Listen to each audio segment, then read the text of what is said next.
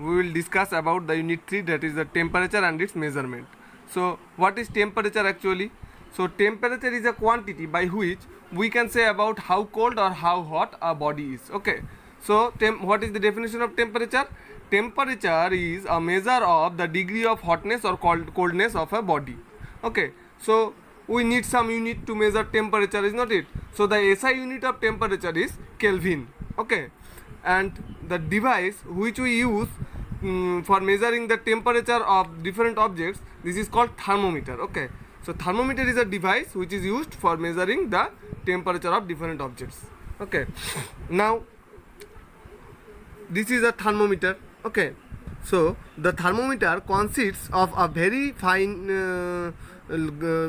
glass tube having a very thin bore, commonly called capillary tube. This is the capillary tube. Okay. This thin tube is actually the capillary tube, and a glass bulb is placed at one end of the capillary tube. This is the glass bulb. Okay. And the glass bulb is filled with pure mercury. Okay. And the other end of the capillary tube is sealed. Okay. And the capillary tube is protected by a thick glass which is actually stem. Okay. So this thick glass tube is the stem. Clear? And the marking of temperature are made on the stem, and the marking is these markings, the minus 10, 10, 30, 50, 70, 90, 110. Okay, these markings indicates the temperature actually, and these markings are called graduations or degrees. Okay, this indicates minus 10 degree, this indicates 10 degree, and this marking indicates 30 degree, this marking indicates 50 degree. Okay. So now we will discuss about thermometric scales. So usually we use three type of scales to measure the temperature. One is Celsius scale, and another is Kelvin scale, and the third one is the Fahrenheit scale. So we will discuss about Celsius scale and Kelvin scale in this chapter. Okay. So what is Celsius scale actually? So we actually use this Celsius scale for measuring day-to-day temperatures. Okay. And the lowest point on this scale is 0, which indicates actually 0 degree Celsius. And who discovered the Celsius scale? Andre Celsius was the scientist who discovered the Celsius scale. Okay. And the lowest point on this Celsius scale is 0, which indicates 0 degree Celsius actually. And we know that the melting point of the ice is also 0 degree Celsius, is not it?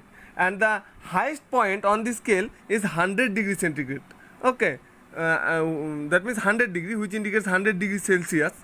And the 100 degree Celsius temperature implies the temperature at which pure water turns into steam.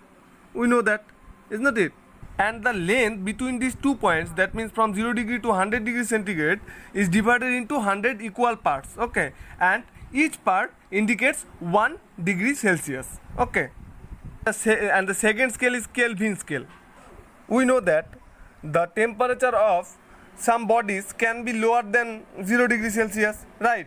So that means to measure their temperature, we use actually Kelvin scale. And here the lower temperature, the lower limit of temperature is minus 273, that means minus 273 degree Celsius, which indicates actually 0 Kelvin. So 0 Kelvin is equals to minus 273 degree Celsius. Okay.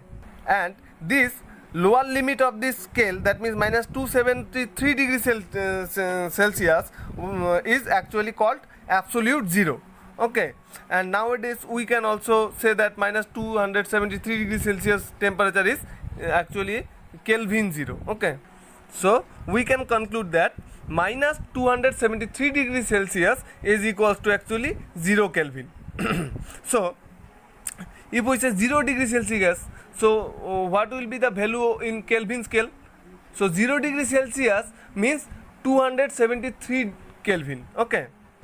And so 100 degree Celsius, so 100 degree Celsius will be 273 Kelvin plus 100 Kelvin. So there is equals to 373 Kelvin. Okay. So what is the relation between Kelvin scale and Celsius scale? So the temperature in Kelvin scale is equals to 273 plus temperature in degree Celsius. Okay. So if we want to convert the Kelvin, if we want to convert the Celsius temperature into Kelvin temperature, then we need to add 273 with the given temperature. Okay. So the question is convert following Celsius temperatures to Kelvin. So 20 degrees centigrade. So we need to convert 20 degrees centigrade into Kelvin scale, is not it? So we know that temperature in Kelvin scale is equals to temperature in degree Celsius plus 273. So we need to add 273 with this Celsius temperature. Then it will be in the form of Kelvin, is not it? So the given temperature is 20 degree. So 20 degrees Celsius plus 273. So 293 Kelvin will be the answer. That means 20 degrees Celsius is equals to 293 Kelvin. Right. So if we want to convert minus 30 degrees Celsius into Kelvin scale, then what we need to do? So we need to do the same thing. We know that temperature in Kelvin scale is equal to temperature in Celsius scale plus 273. So the given temperature is minus 30. So we need to add 273 with minus 30. So minus 30 plus 273 is ultimately equal to 243. So minus 30 degrees Celsius is equals to 243 Kelvin. And in the same way, if we want to convert any temperature given in Kelvin scale into Celsius scale, then we need to do the opposite thing. That means we need to subtract 273 from the given temperature, is not it? So here temperature in degree Celsius is equals to temperature in Kelvin scale minus 273. So 40 minus 273. So this will be minus 233 degrees Celsius. So what we need to do when we are converting any temperature from Celsius scale to Kelvin scale, then we need to add 273 with the given temperature. And on the other on the other hand, if we want to convert a temperature given in Kelvin scale into Celsius scale, then we need to subtract 273 from the given temperature. Okay. So now clinical thermometer. So clinical thermometer, what is clinical thermometer? So clinical thermometers are the thermometers which usually doctors use in their clinic to diagnose fever, is not it? So this is a clinical thermometer, and it is marked from 35 degrees Celsius to 42 degrees Celsius, and this red portion, that means the temperature 37 degrees Celsius, indicates the normal temperature of human body. Okay. And this is the capillary tube of the thermometer, and this is the triangular stem. Okay. So how we use this thermometer? At first we need to wash the thermometer with water, and then we need to jerk it till the mercury, and when the mercury level falls below 35 degrees centigrade, then we need to put it in the mouth cavity, is not it, of the patient, and then we need to wait for 1 minute, and it is then taken out from the mouth and the temperature is read. So thus we use the clinical thermometer. We can use the clinical thermometer. Okay. So one important point is that you can use Celsius thermometer to measure temperatures between 0 degree centigrade and 100 degree centigrade. Why? If we measure the temperature more than 100 degree centigrade by Celsius thermometer, then what will happen? Then excessive expansion of mercury will occur, and due to this the thermometer will break. Okay. So now we will read about the conventions for writing units and their symbols. So the first one is the symbols for the units of quantities are written in small letters. So suppose we know that the unit of length is meter. So we usually use the symbol m to express that means to express meter, is not it? Symbol for kilogram is kg, is not it? So we need to use the small letters and not the capital letters, right? And in the same way, the symbol for second is s, that means small s, not the capital S. And the number 2, the symbols for the unit named after scientists are written with capital letters. So suppose we know that the unit of temperature is Kelvin, is not it? So the unit of temperature named after scientist Lord Kelvin. So the symbol for unit of temperature, that means Kelvin, is capital K. Okay. So the third one is symbols for units are not followed by full stop. However, if the symbol occurs at the end of a sentence, it is allowed by a full stop. It is followed by a full stop.